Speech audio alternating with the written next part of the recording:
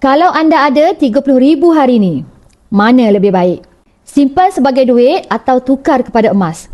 Masalah yang sering kita hadapi sekarang ni tuan-puan, ramai orang simpan duit lama-lama tapi mereka sebenarnya tak sedar nilainya makin lama makin menyusut. Harga barang pun makin lama makin naik. Jadi secara tak langsung, kuasa beli duit kita semakin mengecil. Ini berlaku kerana satu perkara tuan-puan, iaitu dipanggil inflasi. Inflasi secara perlahan-lahan mengurangkan nilai duit kita dari tahun ke tahun. Kita bayangkan, kalau terdapat dua individu. Individu pertama simpan RM30,000 dalam bentuk tunai. Manakala individu yang kedua, dia tukarkan RM30,000 kepada simpanan emas. Selepas beberapa tahun, individu pertama masih ada RM30,000. Tapi kita kena ingat tuan-puan, kuasa beli duit itu mungkin sudah berkurang.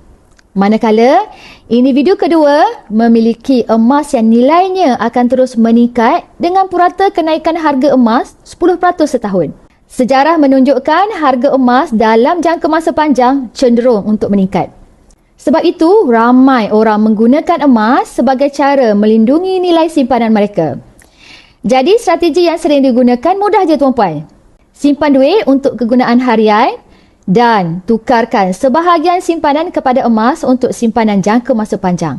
Jika anda nak tahu berapa gram emas boleh dapat dengan RM30,000, boleh tinggalkan komen dan saya akan bantu anda langkah demi langkah dalam simpanan emas yang terbaik untuk anda.